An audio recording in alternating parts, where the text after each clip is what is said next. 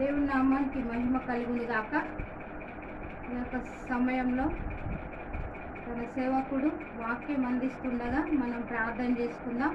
యూట్యూబ్లో వాక్యం వింటున్న మిమ్మల్ని మీ కుటుంబాలను దేవుడు తన రెండు చేతులతో దీవించి నడిపించును గాక. ప్రార్థన చేసుకుందాం. తండ్రి, కుమార, పరిశుద్ధాత్ముడా, నీ నామంలో ప్రభువా, అయ్యా నీ సేవకులు వాక్యం అందిస్తుండగా తండ్రి, సమస్య ఎంత పెద్దదైనను ప్రశాంతంగా ఉండుమని తండ్రి నువ్వు మాట్లాడుచున్న దేవుడు తండ్రి. అప్పుడు మీరు అద్భుతాలను చూస్తారన్న దేవుడు నాయన. అయ్యా సమస్యలను చూడకుండా ప్రశాంతంగా నిన్ను మహిమపరుస్తూ నీ అద్భుతాలను అనుభవిస్తూ మేము ముందుకెళ్ళటకు నీ సహాయం దయచేయమని, నీ చిత్తం మాయలా జరిగించమని, వింటున్న ప్రతి హృదయానికి కుటుంబానికి మేలు జరిగించమని యేసుక్రీస్తు నామములో ప్రార్థిస్తున్నాం తండ్రి, ఆమేన్.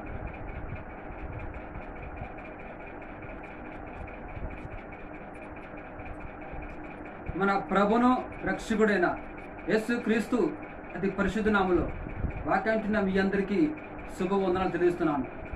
శక్తిగల వాక్యం ధ్యానం చేసుకుందాం.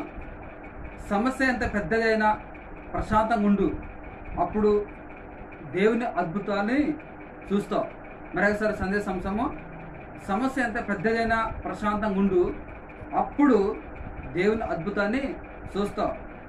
మన ఆత్మీయ జీవితంలో ఎన్నో సమస్యలు, ఎన్నో కష్టాలు, ఎన్నో రోగాలు, ఎంతో పేదరికము, దరిద్రత, ఇంకా చూస్తే అప్పు సమస్య, ఇంకా చూస్తే కోర్టు సమస్యలు, ఇంకా చూస్తే రకరకాల సమస్యలు మనల్ని వెంటాడుతూ ఉంటాయి.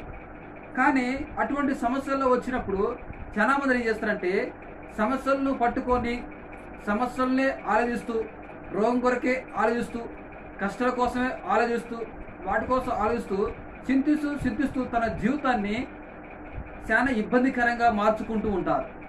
ఏమైనా అడిగితే ఆ కష్టం వచ్చింది, ఈ కష్టం వచ్చింది, ఆ బాధ వచ్చింది, ఈ బాధ వచ్చింది అని చెప్పుకుంటూ సమస్యలలోనే జీవిస్తూ ఉంటారు. కానీ సమస్య నుండి విడుదల పొందలేక వాళ్ళు సతమతం అవుతూ ఉంటారు.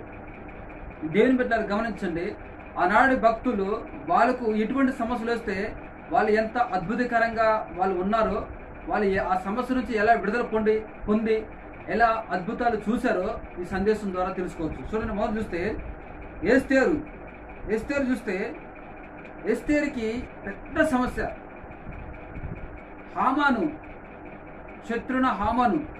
యూదులందరినీ నాశనం చేయాలని కుట్ర పొందినప్పుడు అంత పెద్ద సమస్య ఉన్న ఎస్తేరు మాత్రానికి రాజుని ఏమడదంటే తన యొక్క పెద్ద సమస్య వెంటనే రాజు చెప్పదు.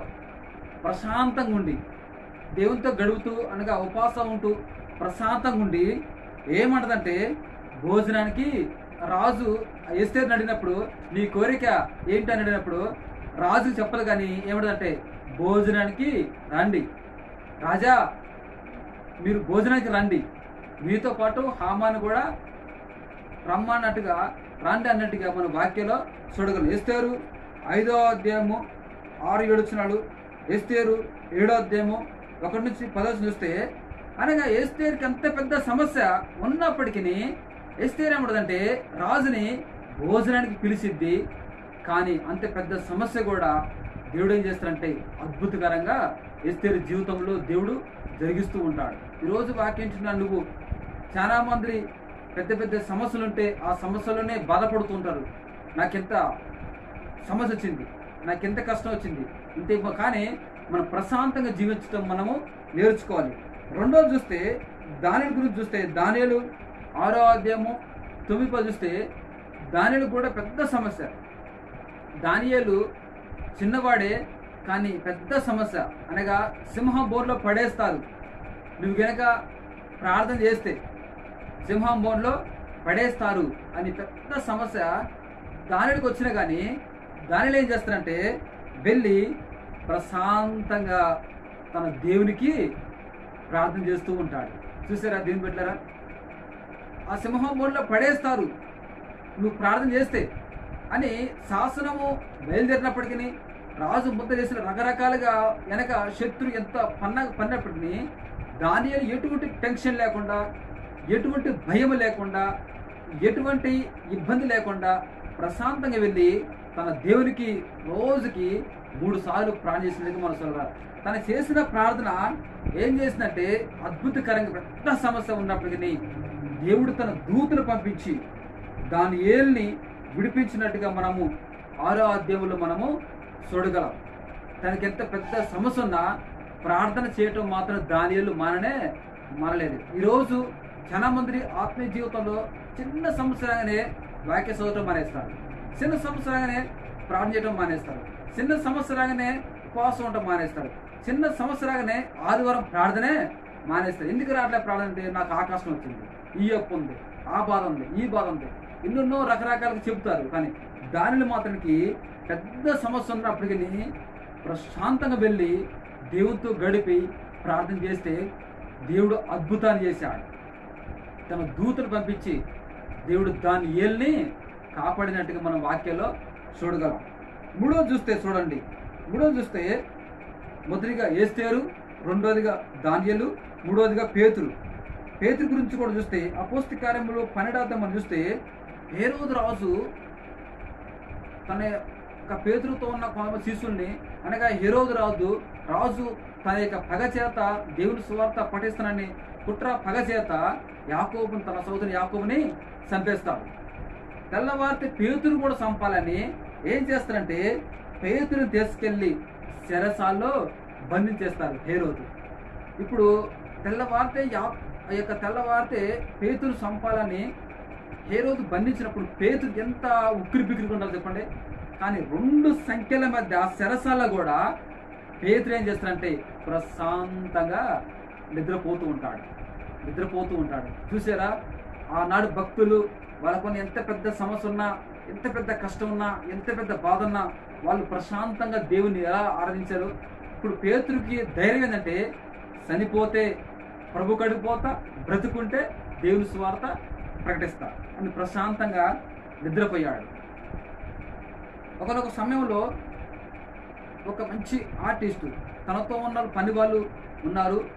ఆ ఆర్టిస్ట్ ఏం చేసినట్టే ఒక ముగ్గురు పిలిచి ఎక్కడైతే ప్రశాంతమైన వాతావరణం ఉందో ఒక చిత్రపటాన్ని గీసుకొని రమ్మంటాడు ఈ యొక్క పెద్ద ఆర్టిస్టు. ఈ ముగ్గురు వెళ్ళారు. ఒకడేం చేసినట్టే పచ్చటి పొలం గీసిండు, ఇంకోటేం చేసినట్టే పచ్చటి చెట్లు గీసిండు, ఇంకోటేం చేసినట్టే పైనుంచి పెద్ద కొండ, ఆ కొండ నుంచి పైనుంచి నీళ్లు పడుతుంటే ఆ కొండని గీసుకొని వచ్చింది. అప్పుడు ఈ నిపుణత కలిగిన ఈ ఆర్టిస్టు పచ్చని చెట్లు చూసిన ఇది ప్రశాంతంగా ఉంది, పచ్చని పొలం చూసిండు, ఇది కూడా మళ్ళీ ఈ కొండని గీసినట్టు ఈ మూడో వ్యక్తి ఈ కొండని గీసినట్టు అని దాన్ని చూస్తే ఆ కొండలో పైనుంచి నీళ్లు పడుతుంటే పెద్ద రాయిందే, ఆ రాయి సందులో ఒక పిట్ట గూడు కట్టుకొని ఆ పెద్ద శబ్దానికి కూడా ఆ పిట్ట గూడు కట్టుకొని ప్రశాంతంగా నిద్రపోయినట్టుగా ఆ యొక్క చిత్రపటంలో తను గమనించినట్టుగా చూశాడు. ఈ యొక్క పొలానికి ఆ చిత్రపటం పక్క పెట్టాడు, ఈ యొక్క చెట్లు గీసినోడికి చిత్రపటం తీసి పక్క పెట్టాడు. కానీ ఈ కొండకి రైట్ కొట్టాడు. ఎందుకు రైట్ కొట్టినంటే చూడు, చుట్టూ ఇంత ప్రశాంతంగా లేనప్పటికీ, పెద్ద శబ్దం వచ్చినప్పటికీ, భయంకర నీళ్ళు సౌండ్ వచ్చినప్పటికీ, ఈ పిట్ట ప్రశాంతంగా నీళ్ళు వచ్చినప్పటికీ ఈ పిట్ట ప్రశాంతంగా నిద్రపోతుంది. ఇదే నిజమైన ప్రశాంతమైన వాతావరణం కలిగిన చిత్రపటం, దానికి రైట్ కొట్టిందంట. ఈరోజు చాలా మంది ఆత్మలు, ఒక నిజమైన ఆత్మడు ఎలా ఉంటాడంటే చుట్టూ కష్టాలు వచ్చినా, చుట్టూ బాధ వచ్చినా, చుట్టూ ఇబ్బంది వచ్చినా, ఎటువంటి ఉక్కిరి బిక్కిరి సమస్యలు మనం వెంటాడినా ప్రశాంతంగా జీవించి దేవుని కొరకు నిలబడ్డ వ్యక్తే నిజమైన ఆత్మీయుడు. అటువంటి వాడిని దేవుడు అద్భుతకరంగా దీవిస్తాడు.